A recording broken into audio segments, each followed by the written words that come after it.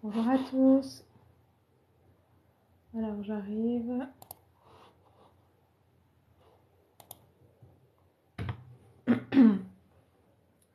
Bonsoir, bonsoir à tous.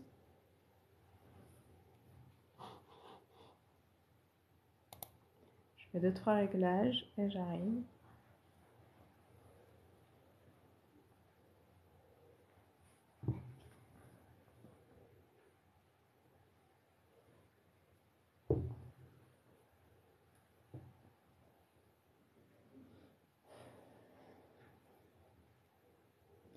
Bonsoir, j'espère que vous allez bien. Bonsoir à toutes les personnes qui nous rejoignent.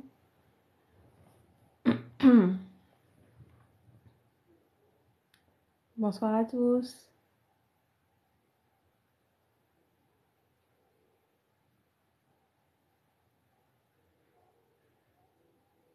Bonsoir, j'espère que vous allez bien. Alors pour toutes les personnes qui arrivent, est-ce que vous me connaissez? Enfin, est-ce que vous savez ce que je fais? Qui je suis ou pas? Dites-le moi, comme ça je fais une petite présentation.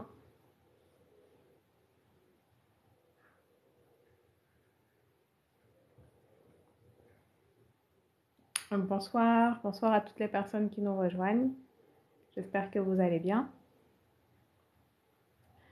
Bon, pour tous ceux qui ne me connaissent pas, je suis docteur en pharmacie. Donc avant j'étais en officine et puis je suis sortie de l'officine pour me consacrer à l'information. Exactement, pharmacienne, tout à fait, oui. Donc dans le domaine, donc je me suis consacrée, donc je me consacre à l'information dans le domaine de la santé avec PharmaQuiz qui est une plateforme d'information et de conseils santé. Donc vous avez un site internet pharmaquiz.fr, une chaîne YouTube du même nom, PharmaQuiz, où je poste des vidéos sur les différents sujets de santé. Et j'ai aussi créé une application qui permet de tester vos connaissances en matière de santé, d'apprendre des informations qui vous sont utiles au quotidien. Cette application vous permet aussi de nous poser directement vos questions si jamais vous avez des questions sur différentes thématiques de santé. Et vous pouvez aussi accéder à partir de l'application aux différents livres et e-books que j'ai écrits sur les maladies les plus courantes comme le diabète, l'hypertension artérielle, la douleur et les antidouleurs. Voilà, en gros tout ce que je fais. Et ce compte TikTok est dédié à l'information sur les différentes thématiques de santé. Voilà en gros ce que je fais. Alors si vous souhaitez que je vous parle de mon parcours, je peux le faire aussi. Tout dépend de ce dont vous voulez qu'on parle. Donc voilà, après on peut parler de différents sujets. Généralement lors des lives, je parle un petit peu des dernières vidéos que j'ai postées. Comme ça, vous en apprenez un petit peu plus. Et puis du coup, si jamais vous avez vu ces vidéos, vous avez des questions, vous pouvez me les poser. Si vous n'avez pas vu ces vidéos, vous pouvez les voir. Donc voilà. Alors, est-ce que c'est clair pour tout le monde par rapport à la présentation?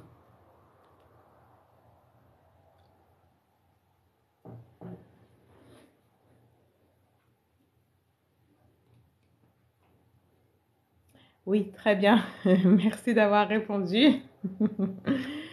Ok, génial, top. Merci, merci d'avoir répondu. Merci beaucoup. Alors, vous souhaitez que je parle de mon parcours ou plus d'un sujet de santé parce que oui, mon parcours peut aussi être intéressant pour justement les personnes qui font des études dans le domaine de la santé ou même pour les personnes qui ne savent pas exactement ce qu'elles veulent faire dans leur vie ou tout simplement pour les personnes qui souhaitent aussi entreprendre parce que du coup avec PharmaQuiz je suis vraiment en plein dans l'entrepreneuriat, dans la mise en place d'une start-up innovante. Donc je peux vous raconter beaucoup de choses aussi par rapport à tout ça. Sinon, je peux vous parler du coup des dernières vidéos que j'ai postées, à savoir la vitamine D, les graines de chia. Voilà, alors est-ce que ça vous intéresse que je parle un petit peu de mon parcours, de l'entrepreneuriat et du fait de comment créer une start-up en 2023, sachant que moi j'ai commencé bien avant, j'ai eu beaucoup de péripéties, beaucoup d'anecdotes très sympathiques à raconter.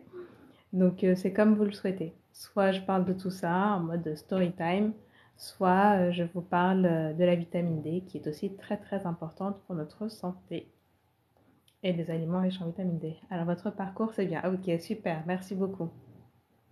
Ça marche. Alors mon parcours. Donc on va partir du début. Alors en fait moi je suis née en France, j'ai grandi en France, j'ai fait toutes mes études en France. Et au lycée, enfin depuis que je suis petite, je voulais toujours faire un métier en rapport avec la santé. Ça m'intéressait beaucoup, le corps humain, la médecine, tout ça. Et puis voilà, j'avais toujours pour ambition d'être, à vrai dire, médecin. Ma première, on va dire, mon premier choix, c'était de faire médecine depuis toute petite. Et au fur et à mesure du temps, sachant que bon à l'école j'avais vraiment des moyennes très très très moyennes, hein, j'ai jamais été la première élève de la classe. Je commençais par des bonsoir Elal, ça va? Donc aujourd'hui je parle de mon parcours. Vous avez quel SVP? Quel quoi? Quel quoi? Je répondrai volontiers à la question, mais je ne sais pas quel quoi. Donc quel âge? Pas de problème, je vais aussi donner mon âge. En fait, moi, je suis née en 1985, en novembre 1985. Du coup, à l'heure actuelle, j'ai 37 ans. Voilà exactement pour mon âge. J'assume totalement, mais bon. Je pense que passer la trentaine, ça devient de plus en plus compliqué. Mais bon, ça va, Dieu merci, tout va bien, donc c'est l'essentiel. Du coup, oui, voilà. Donc en fait, à l'école, comment est-ce que c'était? Bah, les premiers trimestres, j'avais, on va dire, je vais être honnête avec vous, situation familiale. Oh, là, on part dans la vie privée. Je n'ai pas de situation familiale particulière. Je suis entrepreneuse. Non, honnêtement, j'ai pas d'enfant. Je suis pas encore, si c'est la question, je suis pas encore mariée et je n'ai pas encore d'enfant. Voilà. Je suis vraiment à fond dans ce que je fais. Et bah, du coup, ça retarde tout le reste. Mais ça peut être considéré comme un sacrifice par beaucoup de personnes. Mais après, des fois dans la vie, n'interrompez pas la présentation. Elle se fait merci. Ok, d'accord. Ça va être comme à tout le monde. Oui, oui, d'accord. Je vois ce que. Ok, ça marche. Je vais aller jusqu'au bout. Non, pas du tout. Je ne cherche pas de mec. Non, non, si c'est la question. Donc, je vais faire comme la personne l'a suggéré. Je vais aller jusqu'au bout de la présentation et puis après, je vais revenir aux commentaires. Sinon, je pense qu'effectivement, je vais devoir couper à chaque fois quand je parle. Donc, je vais faire ça. Vous inquiétez pas pour les questions, etc. Alors, pour les études de pharmacienne, ça marche. Salam à tous. Donc oui, alors je vais tout vous expliquer. Et ne vous inquiétez pas, au niveau des commentaires, je reviendrai à la fin de la présentation. Comme ça, vous avez toutes les explications.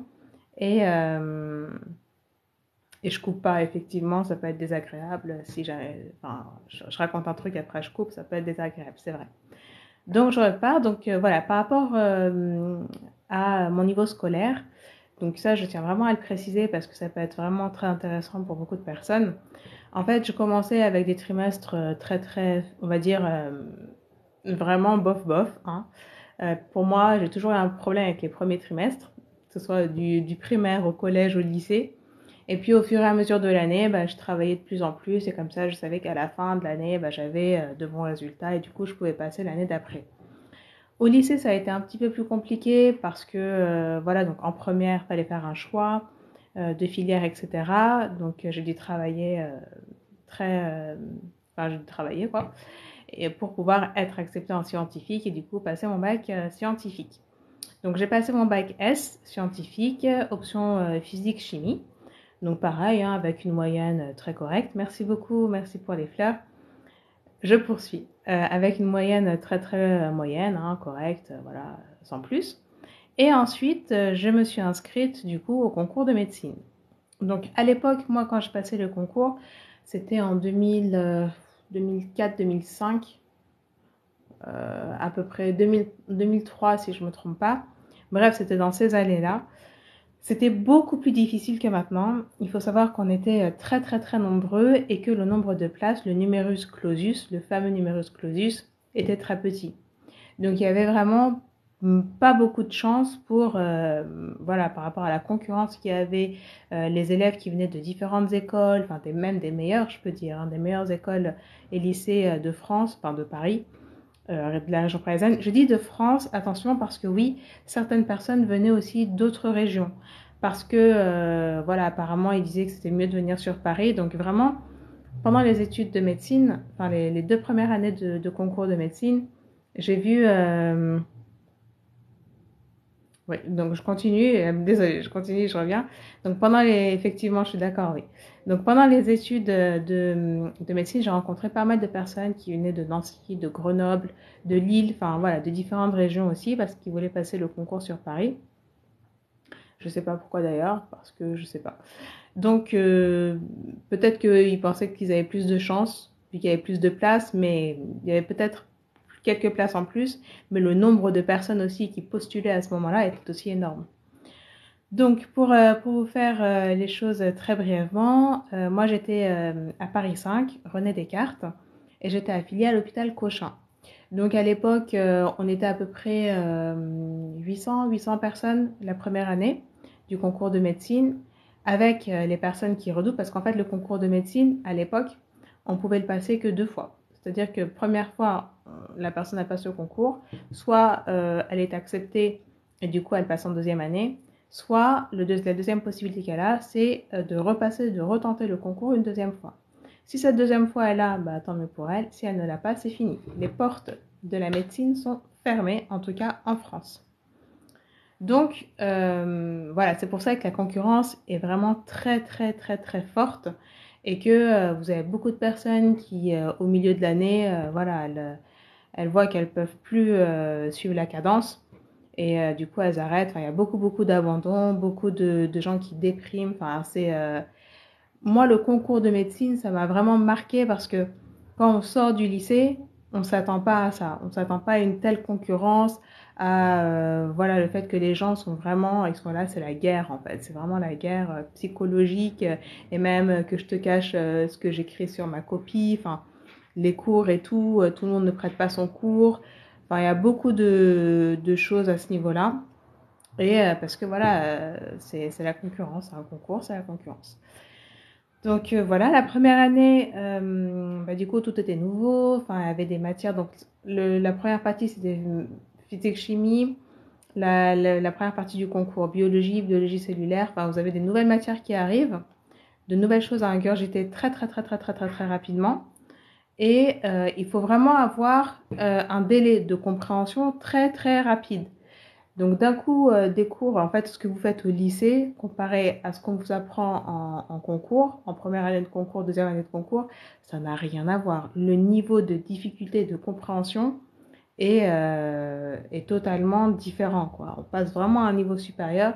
Ça demande beaucoup de réflexion, faut être très très très très attentif et il faut essayer de comprendre très rapidement. Parce que si vous ne comprenez pas, aujourd'hui, bah, vous êtes en retard par rapport aux autres. Il y a déjà des gens qui ont compris, qui ont entamé les exercices, voilà, qui sont vraiment beaucoup plus avancés que vous. Donc, il faut tout de suite comprendre à adopter une méthodologie efficace et surtout avoir des techniques qui permettent de comprendre rapidement les choses. Quand je parle de technique, ça veut dire quoi? Ça veut dire que lorsque le cours est fait en amphithéâtre, bah, tout de suite, s'il y a des choses que vous n'avez pas compris, tout de suite allez les demander au professeur, sachant que le professeur, il y a déjà au moins 20 personnes autour de lui avant que vous arriviez et poser votre question. Donc si ce n'est pas possible, essayez pendant les travaux dirigés, donc quand vous êtes en groupe plus limité, donc c'est en salle, hein, c'est à peu près à 30-40 personnes les TD. Donc posez vos questions au professeur du TD ou sinon bah, les livres. Donc il faut aller à la bibliothèque, chercher des livres et des livres et des livres pour essayer de comprendre les choses. Donc voilà, il y a toute une méthodologie à mettre en place et ça, il faut le faire très rapidement. Voilà, parce que les jours passent et l'année passe très très vite. Septembre, octobre, novembre, décembre, c'est déjà les premières épreuves. Voilà, si au mois de octobre, novembre, vous n'avez pas commencé à mettre en place une méthodologie, une stratégie, ça va être très compliqué pour la suite. Donc, par rapport à tout ça, encore, enfin, là-dessus, je peux vraiment donner beaucoup de conseils parce que moi, j'ai vécu beaucoup de choses à ce niveau-là. Et je tiens à vous préciser quand même que moi, j'avais une difficulté de plus par rapport aux autres parce que j'avais un problème qui faisait que, un problème au niveau santé, pas un problème grave, mais un problème technique de santé, qui fait que j'ai beaucoup galéré et ça, je l'ai depuis que je suis toute petite. Et ce problème-là, il m'a beaucoup forgé au niveau du caractère, mais ça m'a quand même, on va dire, ça m'a rajouté une difficulté par rapport aux autres, vous voyez. Donc, peut-être qu'un jour, je vous dirai tout ça. Mais en gros, voilà, sachez que quand même, j'ai été confrontée à beaucoup de difficultés. Après, bon, Dieu merci, je suis quelqu'un de très persévérante, très sérieuse. Donc, voilà. Donc, par rapport à la première année, en gros, j'ai été classée dans les 400, pour vous dire. Donc, sur 800, moi, j'étais dans les 400. Ils en prenaient à peu près 201, 250, un truc comme ça. Donc, je n'ai pas pu l'avoir dès la première année. La deuxième année, qu'est-ce qui s'est passé? Eh bien, il y a eu le regroupement des facs. Donc, comme si on n'était pas déjà assez nombreux, ils ont décidé de faire passer une réforme. Et cette réforme, donc en fait, avant cette année-là, il faut savoir que ce soit pour les études de médecine, de kiné, de dentiste, et ensuite ils ont rajouté pharmacie, chaque université était reliée à un CHU, Centre Hospitalo-Universitaire. En gros, c'est un hôpital. Donc, moi, j'étais affiliée à l'hôpital Cochin. Mais dans la faculté René Descartes Paris 5, il y avait aussi l'hôpital Necker, enfants malades, et aussi l'hôpital Paris-Ouest. Donc, c'était la région Paris-Ouest, voilà.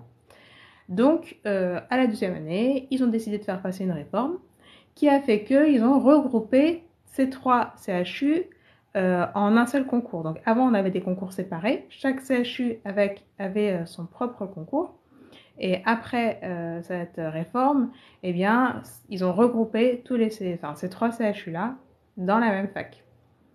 Donc, pour vous dire, on était 3 fois plus nombreux.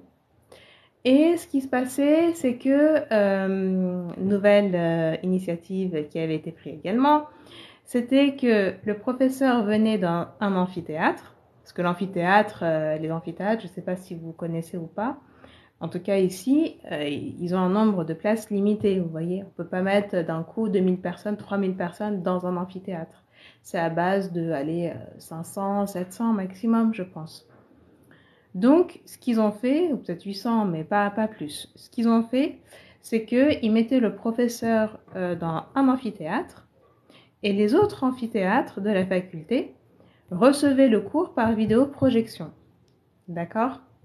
Donc, admettons que vous arrivez en cours pour voir un professeur devant vous. Ah non, là, c'était en mode télé, en mode écran télé. Et le problème qu'il y avait était que la plupart des personnes voulaient être présentes dans l'amphithéâtre où le professeur était présent parce que il y a beaucoup plus d'interactivité. Bon, là, avec les histoires qui se sont passées avec le Covid et tout, les gens, ils ont pris l'habitude de faire du télétravail, de la télé, avoir les cours en vidéoconférence, etc. Mais à l'époque, c'était pas aussi facile que ça. Déjà, Internet, c'était pas aussi simple. Et on n'avait pas l'habitude, quoi. On avait toujours l'habitude d'avoir un prof devant nous qui parle. C'est mieux parce qu'il y a beaucoup plus d'interactivité. Si jamais on a des questions à poser, on peut choper le prof juste après son cours. Enfin, voilà. Et du coup, les gens, ce qu'ils faisaient, ils venaient, par exemple, si la fac ouvrait les portes à 8h du matin, les gens venaient déjà à 5, pour ne pas abuser. Franchement, moi, j'en ai vu à 6h du matin et ils étaient devant les portes de la faculté pour faire la queue, pour que dès que les portes de la fac s'ouvrent, courir, aller chercher une place dans l'amphithéâtre où le prof était présent. Et puis après, donc il y avait ça par rapport à l'amphithéâtre, mais il y avait aussi ce même système par rapport aux travaux dirigés. Donc c'est-à-dire en fait que les gens, ils choisissaient le prof qu'ils trouvaient le mieux, le plus efficace, voilà, parce que voilà, selon les maîtres de TD, en fait, ils s'appelaient comme ça, eh bien, il y en avait qui étaient plus passionnés, on va dire, et plus patients, et surtout qu'ils expliquaient mieux que d'autres. Et du coup, quand les gens trouvaient un bon prof, bah, ils voulaient tous aller dans son TD. Et du coup, bah, le TD, comme il prenait que 30 places, bah, fallait y aller 3 heures avant pour prendre des places et pour pouvoir assister au TD du fameux prof exceptionnel. Donc, je vous raconte pas, c'était vraiment la guerre. Des gens venaient avec des écharpes, machin, ils se battaient pour avoir des places. Enfin, des fois, le prof, il avait même pas la place de bouger devant le tableau parce que la salle était remplie par des gens qui rajoutaient des tables et tout, mais c'était incroyable. Enfin, moi, j'ai vu des choses ces années-là que j'ai jamais vues ailleurs. Voilà, c'était vraiment, quand je vous dis la concurrence entre les élèves, c'était ça, quoi. Donc, cette fameuse deuxième année, bah forcément, comme c'était la deuxième fois que je passais le concours, bah, j'étais déjà un petit peu avancée par rapport à différentes matières. Il y avait des choses que j'avais déjà comprises. Enfin, c'était plus facile d'ingurgiter les informations. Et cette deuxième année, j'ai été classée en sage-femme. Donc, en fait, il faut savoir que les premières places, donc les premières personnes qui arrivent dans la liste au niveau du concours, donc elles accèdent à médecine. Ensuite, il y avait dentaire. Donc, ensuite, les places d'après sont cédées aux personnes qui veulent faire dentiste. Ensuite, il y avait du coup sage-femme. Après, kiné. Et maintenant, ils ont rajouté aussi pharmacie dans cette fameuse année. Mais avant, c'était séparé. Et sage-femme, bah, en fait, pour moi, le métier de sage-femme, c'est un métier de vocation. Comme médecine, comme dentiste, mais sage-femme, je pense encore plus. En tout cas, moi, les gens que j'ai vus, je connaissais des personnes qui étaient classées en médecine, mais qui voulaient faire sage-femme. Vous voyez, donc du coup, ils sont sortis de leur place de médecine pour aller dans ce métier-là. C'est un métier qui est très intéressant, très passionnant, mais je pense qu'il faut, et franchement, je respecte énormément les sages-femmes parce que voilà, elles ont un métier qui est quand même bien difficile. Et je pense que si on n'a pas cette vocation-là, c'est très difficile voilà, de poursuivre cette voie parce que voilà, faut être passionné par le truc. Et puis après, bon, moi, au niveau théorique, ça allait, mais au niveau pratique, je me voyais pas passer toute ma vie là-dedans, quoi. Pour moi, je me voyais pas là-dedans. Du coup,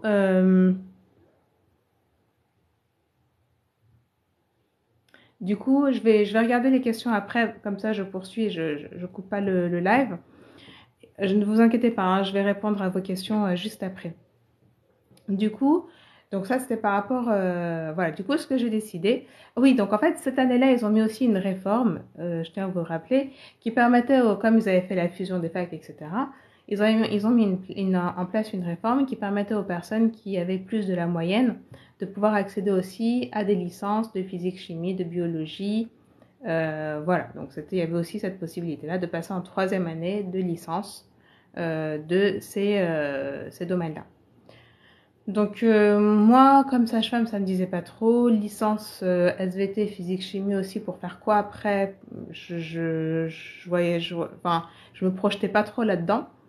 Et je me suis dit, bon, pharmacie, pourquoi pas? Ça peut être aussi, on garde le contact avec les patients. C'est un petit peu pas, enfin, il y a des choses de médecine aussi dedans. Enfin, en plus, il y a les plantes, donc c'est encore mieux. Du coup, je me suis lancée dans le concours de pharmacie.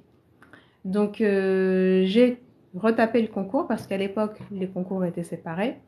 Donc, j'ai fait le concours de pharmacie, Paris 5. Donc, à René Descartes, Paris 5. Donc, cette fois-ci, c'était la faculté de Luxembourg. Et bah là, c'est passé haut la main. Donc, voilà, j'ai eu la première année de concours.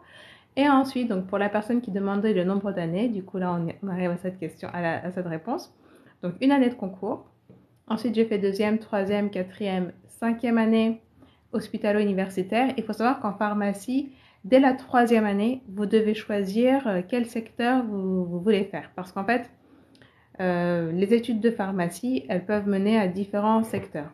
Donc, il y a tout ce qui est à la pharmacie officine, ce que vous voyez, donc les pharmaciens qui sont dans des pharmacies. Ensuite, il y a aussi la pharmacie galénique. Donc, ce sont toutes les personnes qui vont aller travailler dans les laboratoires pour essayer de concevoir les médicaments. La galénique, c'est en fait le fait de mettre un médicament sous quelle forme? La forme comprimée, la forme sirop, la forme poudre, la forme suppositoire. Enfin voilà, c'est vraiment l'industrie du médicament. Voilà, c'est exactement ça. Donc, l'industrie, voilà, la deuxième partie, c'est l'industrie. Donc, les personnes vont aller dans les industries pharmaceutiques et elles vont travailler là-dedans avec leur diplôme de pharmacien. Et ensuite, vous avez, dans l'industrie encore, vous avez encore plein de secteurs. Vous avez les affaires réglementaires, vous avez la pharmacovigilance, tout ce qui est la galénique, le marketing. Vous avez des pharmaciens qui vont faire du commercial, hein, carrément. Enfin, tout ça, c'est compris dans ce cursus-là.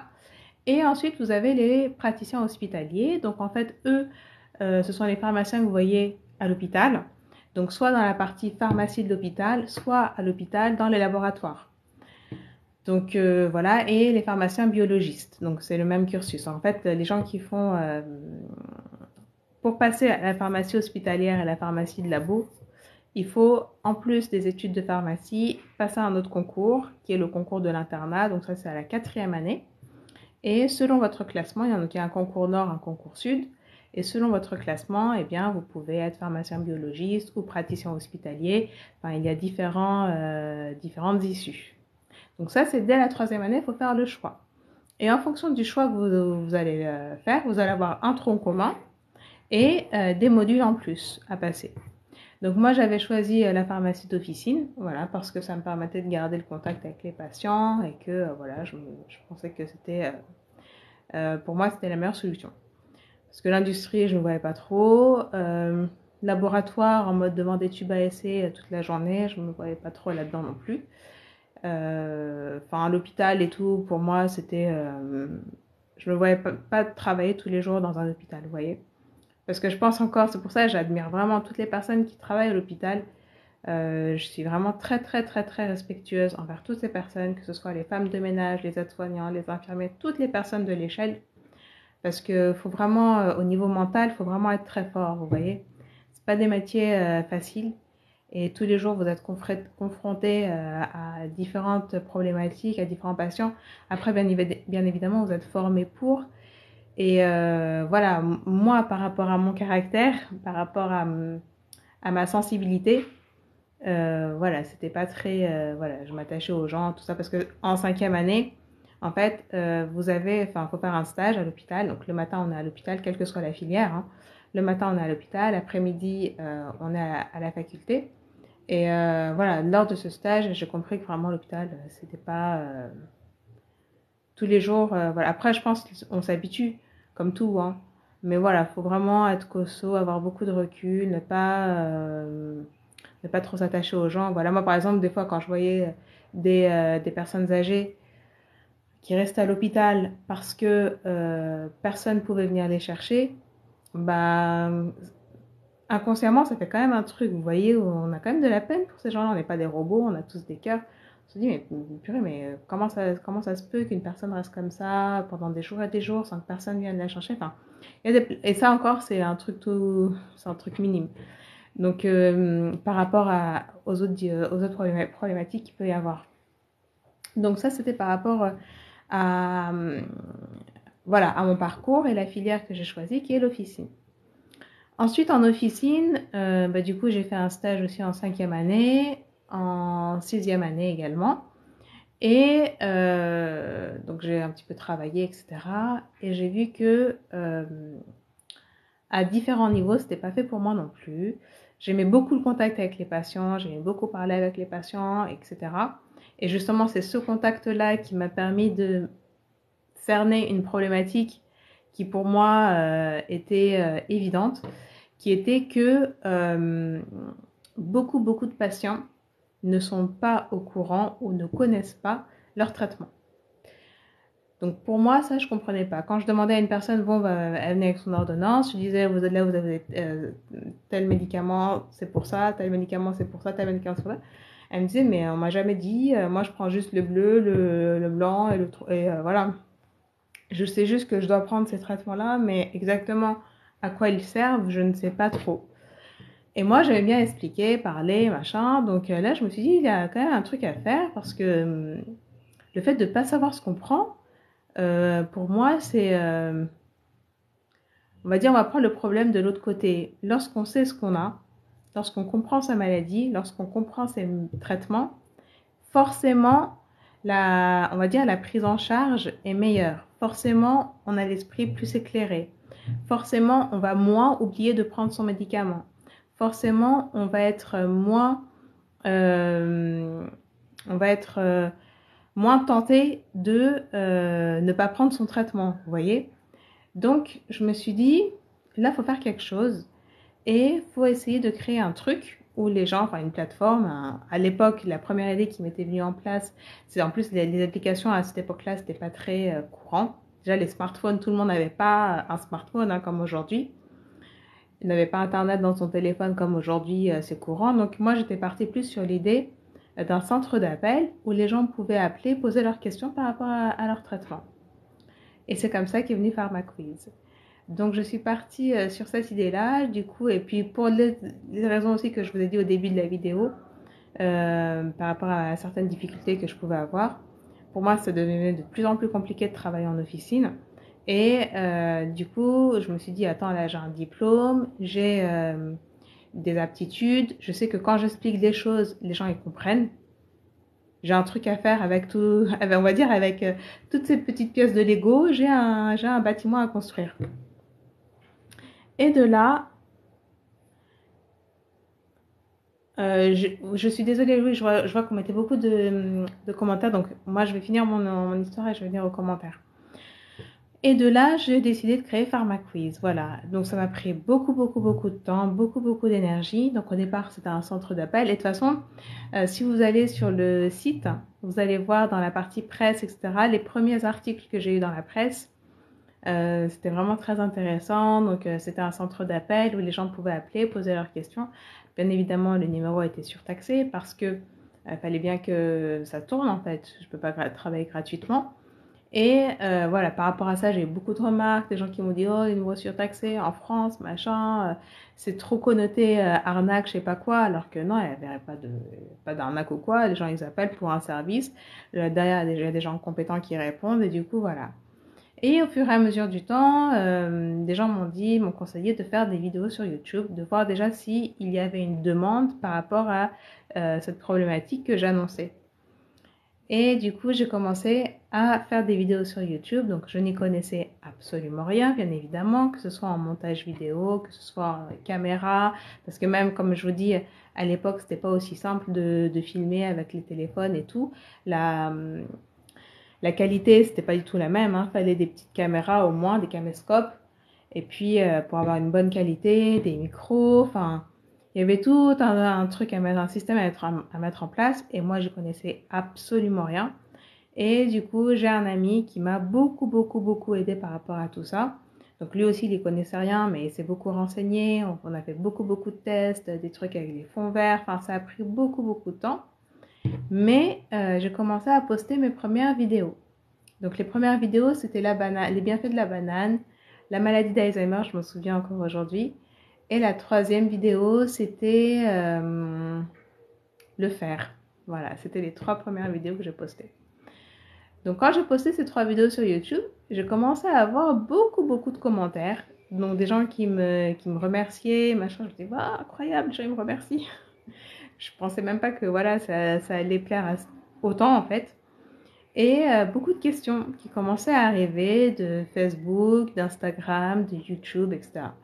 Et je me suis dit, mais si tout ça prend de l'ampleur et que les gens posent beaucoup de questions à travers tous ces réseaux sociaux, comment est-ce que je vais faire pour répertorier tout ça et répondre à tout ça? Du coup, j'ai créé l'application PharmaQuiz. Et en fait, comme ça, je me suis dit, si quelqu'un a une question, boum, il la pose dans l'application. Derrière, moi, je réponds et ça roule. Et donc ça, c'était pour la partie question de l'application. Et pour la partie quiz, comment est-ce que ça m'est venu? Eh bien, tout simplement, j'ai testé, je me suis dit, attends, dans PharmaQuiz, il y a quiz. Parce que moi, quand j'ai choisi ce nom-là, je me suis dit, je vais choisir un nom qui soit en lien avec la pharmacie et aussi le fait de poser des questions. Et je me suis dit, bah, question, c'est quiz, PharmaQuiz, bah voilà. Et après quelques temps, je me suis dit, bah, attends, quiz, ça serait bien de faire des quiz en fait santé pour voir un petit peu les gens si ça leur plaît ou pas. Et le but étant de tester les connaissances des différentes personnes en matière de santé. Donc j'ai commencé à faire des quiz sur Instagram. avec différentes thématiques de santé, différentes problématiques de santé. Et j'ai remarqué que ces posts-là avaient un taux d'engagement exceptionnel. Enfin, les gens, ils étaient là. Dès que je postais un quiz, ils étaient tous là. D'un coup, je recevais 80 réponses. Je ne comprenais pas trop. Donc, je me suis dit, mais en fait, les gens, ils aiment bien jouer. Et cette technique permet à la fois aux gens de s'amuser, d'apprendre des choses de manière très, très ludique. Et surtout, bah, comme je pense que vous êtes d'accord avec moi, lorsqu'on apprend en s'amusant, bah, c'est la meilleure des manières. Donc, j'ai décidé de mettre la partie quiz dans l'application. Et voilà, et pour couronner le tout, bah, en même temps, je faisais des conférences aussi sur, par exemple, l'hypertension artérielle. J'avais fait une conférence dans une mairie, en partenariat avec la mairie. Ça avait beaucoup plu aussi. Et de là, j'ai sorti le livre sur l'hypertension artérielle, le diabète. Voilà, vraiment pour... je vais vous les montrer, ce sont ces livres-là. Le diabète, ce qu'il faut savoir sur le diabète de type 1 et de type 2, et ce qu'il faut savoir sur l'hypertension artérielle, expliqué simplement. Vous voyez, des livres très courts, mais en très peu de temps, vous comprenez les médicaments, la maladie et les enjeux et les facteurs de risque. Enfin, voilà. Et ils sont très, très, très, très, très, très, très accessibles. Donc voilà en gros comment ça s'est passé. Et voilà, j'ai eu beaucoup dans chacune de ces parties-là que je vous ai racontées, j'ai eu des hauts, des bas, enfin des échecs, tout le temps se relever, trouver des nouvelles stratégies, analyser. Enfin, c'est tout un travail. Essayer de faire du relationnel, d'aller faire des concours. J'ai passé le concours Ulule, j'ai passé le concours Graines de Boss. J'ai eu des interviews sur Europe 1, sur Beurre FM. Donc tout ça, c'est sûr, si vous voulez les voir, les interviews, elles sont disponibles sur la chaîne YouTube. Et aussi sur, vous allez dans pharmaquiz.fr, presse, et là vous allez retrouver du coup les articles, les interviews, etc. Et au concours Ulule, j'ai été placée deuxième, donc je me suis dit, bon, il y a un engouement pour tout ce que je fais. Et du coup, c'est ça en fait qui me permet de poursuivre encore aujourd'hui, c'est de voir que au final, PharmaQuiz est utile à beaucoup de personnes et que voilà, ça vous permet de vous informer, de vous éclairer. Et c'est pour ça qu'à chaque fois que je reçois des commentaires et tout, je suis tout le temps, waouh, merci. Je suis tout le temps contente parce que je me dis que ce que je fais est utile et que du coup, c'est la meilleure des récompenses au final. Alors, je vais essayer de remonter. Donc voilà, grosso modo pour le parcours. Et comment est-ce que j'ai fait tout ça? Après, comme je vous dis, l'entrepreneuriat, c'est très très compliqué, surtout quand on est en France, surtout quand on est une femme, surtout en plus, voilà, etc. Vous avez compris. J'ai dû faire face à beaucoup de remarques, on va dire, des gens qui n'étaient pas forcément emballés par le projet, etc., etc., etc. Mais au final, tout ça, on s'en fiche parce que ce qui compte, c'est le résultat. Et le résultat, il est quoi? Il est que aujourd'hui, j'en suis à presque 80 000 abonnés sur YouTube, que sur TikTok, je me suis mise vraiment sérieusement depuis 1 an, on va dire, et que là, on a dépassé les 10K, que Instagram, pareil. Et que voilà, et que tous les jours j'ai des remerciements, etc. J'ai des gens qui s'engagent dans les différentes vidéos et tout et tout. Et voilà, ça prouve que voilà, le truc, il est utile. Et voilà, après j'ai aussi différents partenariats. Enfin, c'est tout un process à mettre en place. Et tout le temps à réfléchir à comment se développer, comment ramener beaucoup de personnes, comment faire en sorte que les gens soient au courant de ce que vous faites. Enfin, c'est beaucoup de réflexion, beaucoup de mise en place d'outils, de stratégies, de vérifier du coup les hypothèses, c'est mathématique en fait. Et puis en fonction des résultats de ce que vous faites, de voir les changements que vous pouvez apporter. Donc voilà par rapport à tout ça. Après, si vous avez des questions par rapport à tout ça, je peux vous répondre aussi sur l'entrepreneuriat, sur tout ça aussi. Et des trucs de motivation aussi, je peux vous en donner plein. Donc voilà. Alors, je vais essayer de remonter. Est-ce qu'on peut monter en vocal ou tu refuses? En fait, je l'ai jamais fait ça. Donc du coup, je sais pas. Alors, je sais pas, jamais fait monter des gens en fait. Je sais pas trop comment ça se passe. Je vais juste revenir Mais oui, pourquoi pas? Pourquoi pas, hein, on peut parler, il n'y a aucun souci. Je vais essayer de remonter au niveau des commentaires. Comme ça, je peux vous répondre. Alors, attendez.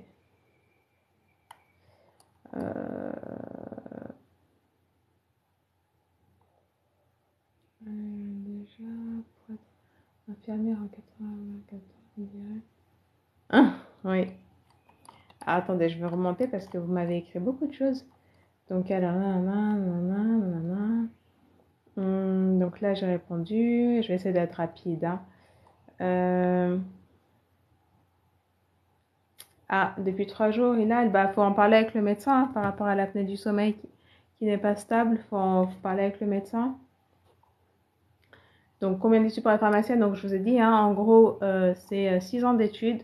Moi, j'ai fait bah, un concours à l'entrée, une thèse à la fin. Donc, moi, ma thèse, elle m'a pris plus de temps parce que j'étais en lien avec l'hôpital et que j'attendais les résultats. Du coup, ça a pris plus de temps. Et du coup, j'ai fait 7 ans. Voilà, 7 ans. Donc, 6 ans, une année de concours, 5 ans d'études. Enfin, l'année de concours, c'est dans les années de... Ça fait partie des études au final. Donc, 6 ans, on va dire, d'études, plus une année de thèse à la fin. Alors, et ma thèse, je peux vous dire, hein, je l'ai faite donc à l'hôpital et c'était sur la comparaison entre le traitement anti-agrégant plaquettaire, donc tout ce qui est clopidogrel, aspirine, et anticoagulant, donc tout ce qui est les antivitamines K, Cintron, Préviscan, en post-opératoire, c'est-à-dire après une opération, du remplacement de la valve aortique. Donc il faut savoir qu'au niveau de l'aorte, donc l'aorte c'est une artère qui se trouve au niveau du cœur. Vu que j'ai un schéma, je vais vous montrer. Alors, je vais vous montrer ça. Voilà. Ça, c'est dans le livre Ce qu'il faut savoir sur l'hypertension artérielle. Donc, dans ce livre, la première partie, je vous explique un petit peu le cœur, l'anatomie du cœur et le fonctionnement du cœur. Et donc, ici, vous avez une artère qui s'appelle l'aorte. Et c'est l'aorte qui envoie le sang oxygéné vers l'ensemble de l'organisme. Donc, cette aorte, elle a une valve. Et cette valve, en fait, les valves, hein, c'est un système qui permet, en fait, au sang de sortir et de rentrer. Enfin, on va dire d'être expulsé sans, sans refaire le chemin inverse, en gros. Donc, ce qui se passe, c'est que des fois, au niveau de l'aorte, cette valve, elle se calcifie et du coup, elle ne fonctionne plus correctement. Et ce qu'ils font, les chirurgiens cardiologues, les chirurgiens du cœur, en fait, ils retirent cette valve et la remplacent par une autre. Et moi, donc il la remplace soit par une valve biologique, donc issue de tissus d'animaux, soit par une valve mécanique, qui elle est plus, on va dire, chimique. Moi, le sujet de ma thèse, c'était de comparer, après cette opération, donc de la valve aortique par une valve biologique, une valve aortique biologique, de comparer les traitements anti-agrégants plaquettaires, donc aspirine, clopidogrel, ou antivitamine K, anticoagulant, après cette opération. Parce qu'il faut savoir que certains médecins donnent certains traitements, et en fonction des traitements, on peut observer différents effets. Et du coup, moi, j'ai comparé, en fait, par rapport aux 2 protocoles qu'ils mettaient en place, les effets qu'il pouvait y avoir sur le patient. Donc, c'était ça. Et si ça vous intéresse, ma thèse, elle est disponible aussi sur une plateforme. Alors, je sais plus c'était laquelle. Mais si ça vous intéresse, je peux vous dire où trouver tout ça. Alors, oui, il se retrouve sans médecin, exactement. À notre époque, c'était très, très, très difficile. On a vraiment chômé, je peux vous dire, hein. On a travaillé de fou. Et puis maintenant, ils disent, ah, on n'a pas de médecin, machin. Bah écoutez, on se demande pourquoi.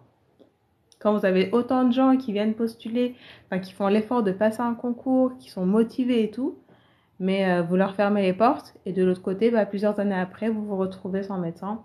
C'est vrai que c'est pas très... oui.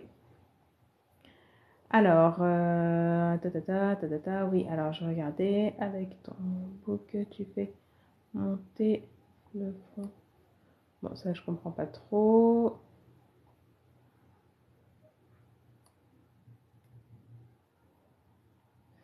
Donc, après, je tiens à vous dire que vraiment ici, pendant les lives, on parle vraiment de tout ce qui est extérieur au sujet du live. s'en fiche, quoi. Franchement, s'il y a des questions, bien évidemment, liées à la santé auxquelles je peux répondre, je le fais. Mais le reste... Et puis, si vous voulez parler d'autre chose que tout ça, bah, je pense que ce live n'est pas fait pour vous, quoi. Alors, un nodule de la thyroïde, bah, qu'est-ce que j'en pense? Il faut l'examiner par un médecin spécialiste, tout simplement, et voir de quel type de nodule est-ce qu'il s'agit. S'il peut se lier avec la radiothérapie, enfin, il y a différentes possibilités. Il faut voir, examiner, il faut voir. Après, comme je vous ai dit, moi, je ne suis pas médecin, je ne peux pas faire de diagnostic et je ne peux pas vous prescrire des traitements. La seule chose que je peux vous faire, c'est de vous éclairer un petit peu sur ces différents sujets et en tant que pharmacienne, vous donner quelques conseils par rapport à ça, comme en fait ce que vous ferez en formation au comptoir, vous voyez. Mais de faire des diagnostics et de prescrire des traitements, ça, je ne sais pas ce que je ne sais pas faire. Le nodule, en fait, il faut voir quelle est sa taille, de quelle dimension il est, qu'est-ce qu'il peut causer comme perturbation, et en fonction de ça, trouver du coup les différentes alternatives possibles pour le traitement. Sachez que voilà, donc la radiothérapie, si jamais on vous la suggère, ça marche sur beaucoup de personnes. Donc tout dépend tout dépend de la situation en fait. Tout dépend de la situation. Alors, j'ai une amie aussi, mais elle a peur de se faire opérer. Oui, bah, en fait, faut pas avoir peur. Faut pas avoir peur parce que quand vous regardez en fait les bénéfices après l'opération, bah, tout de suite, ça vous rassure. Donc, par rapport à ça, n'ayez pas d'appréhension. Généralement, ça se passe très bien. Surtout maintenant, ces choses-là, c'est des choses qui sont devenues, c'est la routine en fait. C'est pas comme il y a 20 ans où on explorait certaines thérapeutiques et puis on savait pas trop ce que ça allait donner. Là, ce sont des choses qui sont très courantes à l'heure actuelle. Donc, généralement, ça se passe bien. Alors, tac, tac, tac. Voilà, exact. Tout dépend de la taille, c'est exactement ça. Mais parfois, ça demande une simple surveillance avec traitement. Exactement, c'est exactement ça. Il est petit mais très gênant. Voilà. En fait, il est petit mais très gênant. Donc, je vous ai dit, c'est la taille et aussi les conséquences que ça peut provoquer. C'est exactement ça.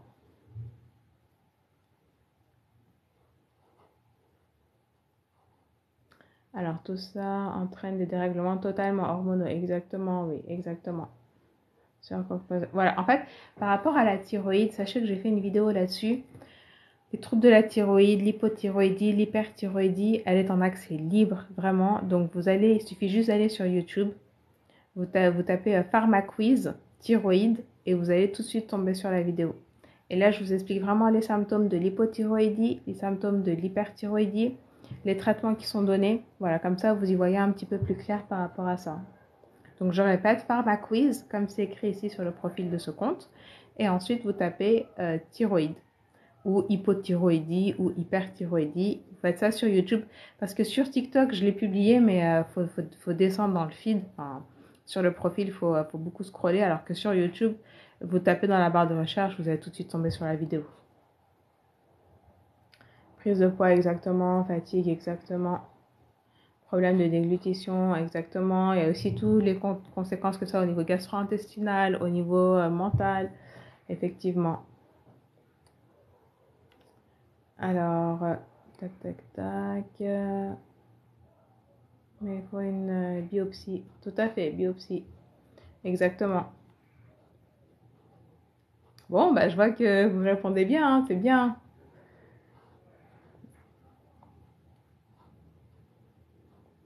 Alors, elle a besoin de son point de vue. Elle voit pas qu'on a besoin de son point de vue. Non, en fait, comme je vous ai dit, les commentaires, j'ai décidé de les voir après la présentation, c'est pour ça.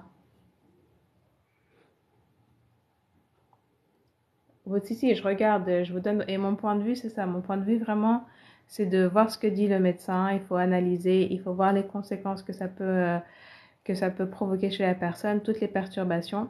Et en fonction du diagnostic du médecin, prendre une décision. Et surtout, ne pas avoir peur, justement, des chirurgies, de la radiothérapie. Comme je vous dis, ce sont des choses qui sont maintenant devenues très, très, très, très, très courantes. Donc, les médecins, ils savent très bien ce qu'il faut faire, comment il faut le faire. Généralement, ça se passe très, très, très, très bien. Donc voilà, n'ayez pas de, on va dire, d'inquiétude par rapport à ça. Vaut mieux retirer, ça va lui changer sa vie. Voilà, exactement, totalement. Mais ça peut récidiver. Nabil, elle est pas d'accord. Non, exactement, si ça revient, elle aura carrément plus de thyroïde. Oui. Son médecin ne veut pas, ou c'est ton ami. Oui, d'accord, mon ami ne veut pas. C'est dommage, normalement, elle doit écouter son médecin. Tout à fait, c'est exactement ça. En fait, faut voir pourquoi est-ce qu'elle veut pas, votre amie. C'est quoi ses appréhensions et vraiment poser toutes ces questions à son médecin. N'hésitez pas à poser des questions au médecin. Le médecin est là pour vous aiguiller, pour vous éclairer, pour faire en sorte de résoudre votre problème, vous voyez. Et faut pas hésiter à poser des questions, à retirer toutes vos appréhensions, toutes les points d'interrogation que vous avez dans votre tête. Bah, il faut y trouver des réponses. Et je comprends tout à fait cette personne. Si elle n'a pas pris de décision, c'est qu'elle a des appréhensions, c'est qu'elle a des questions qui ne sont pas comblées en fait. Et du coup, c'est pour ça qu'elle ne peut pas le faire. Donc, il faut demander au médecin, il faut lui poser des questions, il faut parler avec cette personne et voilà, lui retirer ses inquiétudes et essayer de faire en sorte qu'elle aille au mieux. Alors, ok, oui, imagine que ça revient du coup pour rien qu'on lui enlève. Bon, en fait, on ne peut pas imaginer, vous voyez. Euh, Ça, c'est des questions qui reviennent souvent et je comprends tout à fait. Hein, qu'on s'imagine des choses, après, en fait, on doit faire quelque chose. Mais on s'imagine qu'après avoir fait cette chose, il va arriver d'autres choses. Et peut-être que les autres choses vont aussi entraîner d'autres choses. Mais tout ça, c'est de l'imagination. Tout ça, c'est de l'imagination. On peut pas prédire, en fait, on peut pas prédire le futur. Vous voyez, on n'a pas de boule de cristal, machin. On peut pas prédire ce qui peut arriver. Et on peut pas prédire ce qui peut arriver après l'opération. Et on peut pas prédire ce qui peut arriver si on fait pas l'opération. Dans les deux cas, on ne peut pas faire de prédiction, on n'est pas des devins, des devins, on n'est pas des voyants, on ne peut pas prédire. La seule chose qu'on peut faire, c'est regarder pourquoi est-ce qu'on doit faire cette chose, quels sont les bénéfices à faire cette chose, bien évidemment quels sont les risques que peut entraîner cette chose, et de l'autre côté aussi, à regarder quels sont les bénéfices à ne pas faire cette chose, et quels sont les risques que l'on pourrait encourir si on ne fait pas cette chose. Et une fois qu'on a répondu à ces 4 questions dans les deux situations, là on prend une réponse. Mais à partir du moment où vous commencez à imaginer des choses, tout de suite, il faut revenir dans l'état conscient. Ça, c'est l'inconscient qui vous envoie, on sait pas où.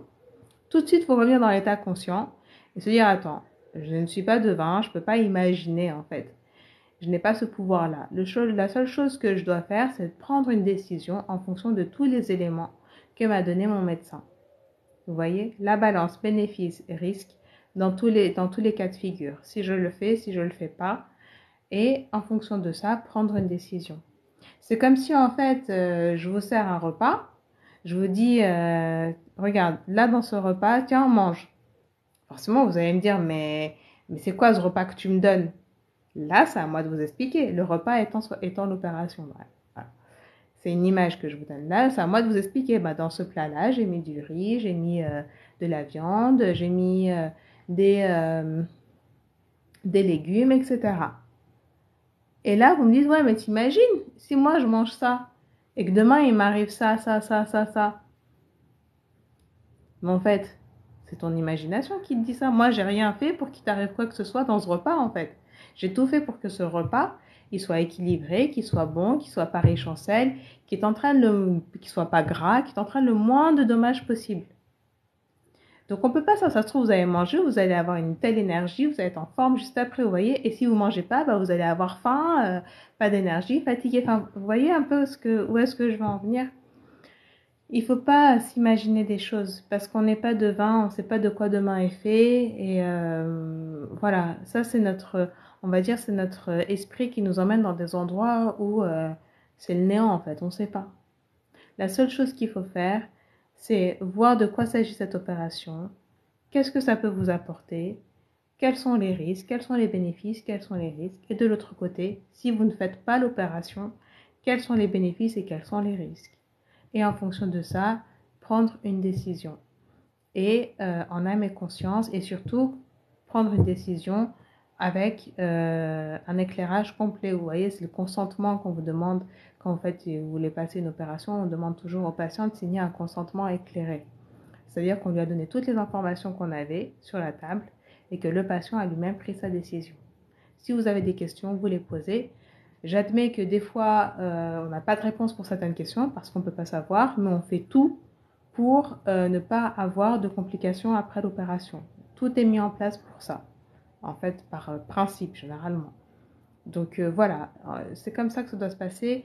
Et quand vous voyez que vous commencez à imaginer des trucs, il faut tout de suite venir à l'état de conscience et toujours voilà, essayer de même, une fois que vous avez pris votre décision, bah, restez dans le positif en fait. Vous faites confiance en votre médecin. Après moi je suis croyante donc je fais confiance en Dieu avant toute chose. Confiance au médecin et Inch'Allah comme on dit ça se passe bien. Donc il faut vraiment rester dans ce truc-là. Alors, d'accord.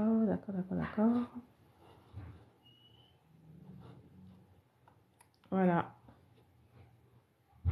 Oui, ça fait... oui. Ok. Il faut qu'elle... Antigène de vie, oui.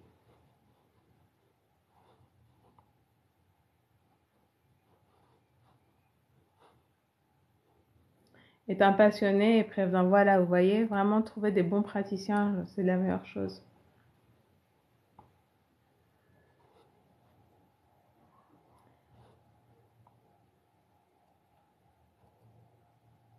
Alors, attendez, je vais remonter. Tac, tac, tac.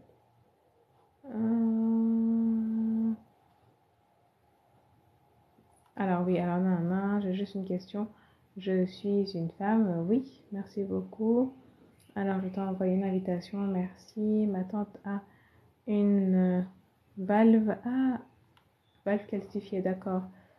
Ça l'affaiblit effectivement. Bonsoir, je pensais que vous étiez médecin, moi. Désolée, non, pas de problème, moi je suis pharmacienne, pas de problème. Exactement, je suis sur Paris et je trouve pas de médecin traitant et la Sécu ne me demande que faire la CP. Bah, des médecins traitants, comment ça se fait que vous en trouvez pas? Faut regarder dans votre arrondissement et vous en trouvez pas, c'est que eux ne veulent pas vous prendre de nouveaux patients ou c'est vous ne trouvez pas? Il faut regarder dans votre arrondissement ou les arrondissements d'à côté, médecin généraliste. Si, il faut, bien sûr, il faut un médecin traitant. Totalement. Oui, par rapport à la valve calcifiée, si vous avez une question, je peux vous répondre. Désolée, j'ai pas fait monter en vocal parce que je sais pas en fait comment je dois faire, mais je réponds avec plaisir. Que faire pour... Ah bah c'est bon. Que faire pour des cervicales inversées, s'il te plaît. J'ai toutes des cervicales inversées. Ça, faut peut-être voir un ostéopathe. Je pense un ostéopathe qui pourrait vous aider là-dessus. Après, j'aurais dit à première vue, j'aurais dit un orthopède, un médecin spécialiste, un orthopédiste ou un ostéopathe, enfin, et un ostéopathe du coup. Chiropracteur, écoute, ouais. Bah, essayez peut-être l'ostéopathe, il peut vous aider par rapport à ce problème-là. Et par rapport au médecin traitant, bah, moi, ce que je ferais à votre place, je taperais mon arrondissement, médecin généraliste, puis je commencerai à les appeler un par un pour avoir un médecin. Et puis après, bah, si votre arrondissement il n'y a personne, bah, les arrondissements qui sont à proximité de votre lieu de résidence. Voilà. Neurologue, c'est bon aussi? Non. Non. Parce que les cervicales, ouais. Moi, je dirais plus un médecin kiné, enfin kiné ostéopathe et plus orthopède, et spécialiste des os en fait. Le neurologue, c'est plus un spécialiste des nerfs, vous voyez. Donc, c'est pas la même chose.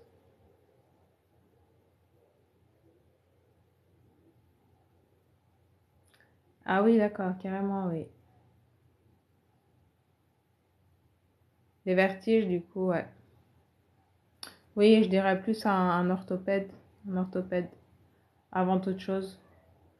Les problèmes des os, c'est les orthopédistes. Et ensuite, l'orthopédiste, en fonction du problème, il redirige soit vers un kiné, soit vers un ostéopathe. En fait, les deux orthopédistes, je vais vous expliquer la différence. Un orthopédiste, c'est quelqu'un, c'est un spécialiste, un médecin. Donc, il a fait 6 ans d'études médicales et ensuite, il s'est spécialisé dans l'orthopédie, donc dans les os, voilà. C'est sa spécialité, c'est ça. L'ostéopathe, lui, il n'a pas fait médecine. Il a juste fait une formation en ostéopathie. Je pense que c'est, je ne sais même pas c'est combien d'années. En tout cas, je suis sûre, ils n'ont pas fait médecine. Qui n'est pareil. Donc, il faudra d'abord voir un médecin spécialiste, donc un orthopédiste ou même un médecin du sport, parce que je pense qu'ils ont souvent ce genre de problème.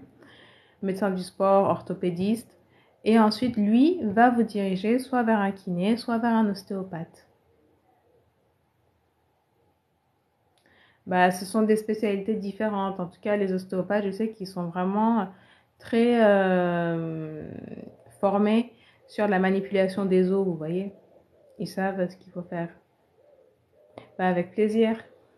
Avec plaisir.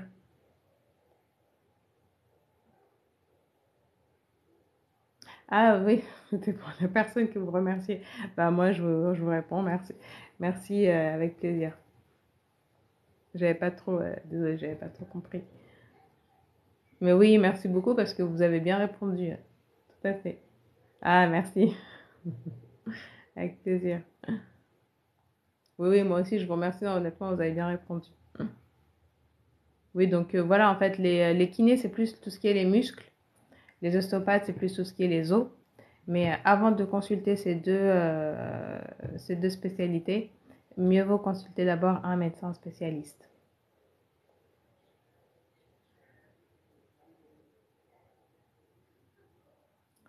J'ai régulièrement suite à un problème de rein. Ah, c'est bien ça. C'est bien si vous a aidé.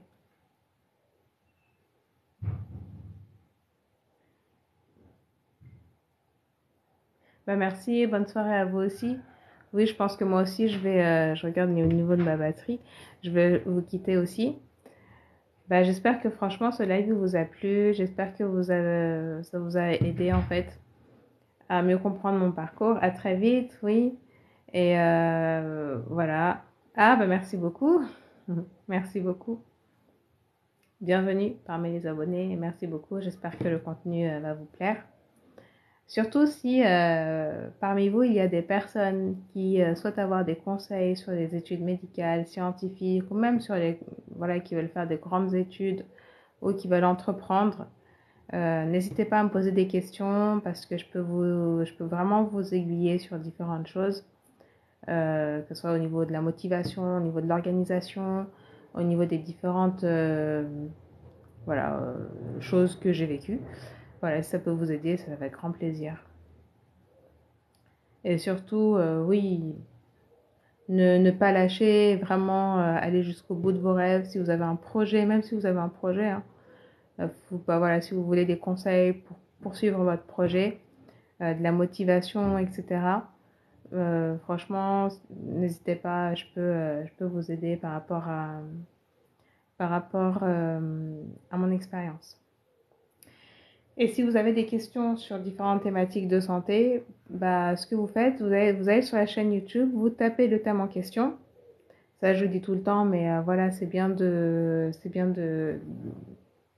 faire un rappel pour les nouvelles personnes qui sont ici. Par exemple, si vous voulez savoir les bienfaits, je sais pas moi, du thym, vous tapez thym sur YouTube et juste après, vous tapez faire ma quiz et là, vous allez tomber sur ma vidéo. Si vous voulez plus d'informations sur la thyroïde, comme je dis, vous allez sur YouTube, vous tapez thyroïde, Pharma Quiz, vous allez avoir la vidéo.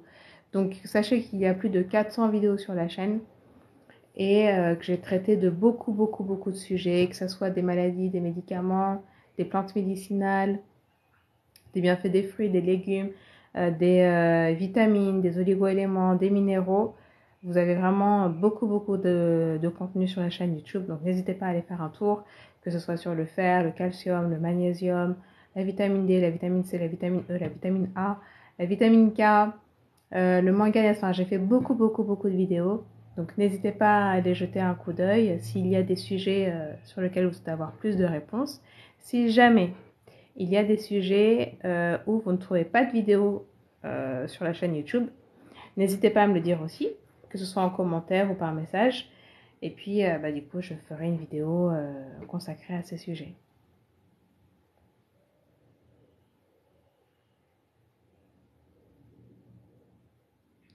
Oui, exactement, oui. Oui, parce que là, je vois ça clignote, donc de toute façon, je vais devoir couper. Mais en tout cas, par rapport aux reins, si vous avez des questions sur les calculs rénaux, j'ai fait aussi une vidéo à ce sujet-là. Elle est disponible sur la chaîne YouTube, donc n'hésitez pas à la voir hein, si ça peut vous aider.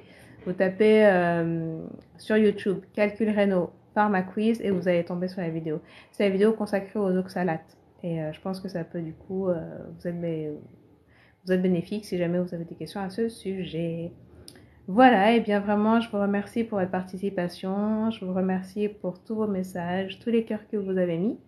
C'était vraiment très agréable de parler avec vous ce soir. Je vous souhaite une très bonne soirée et surtout, prenez soin de vous. À très vite, bonne soirée à tous.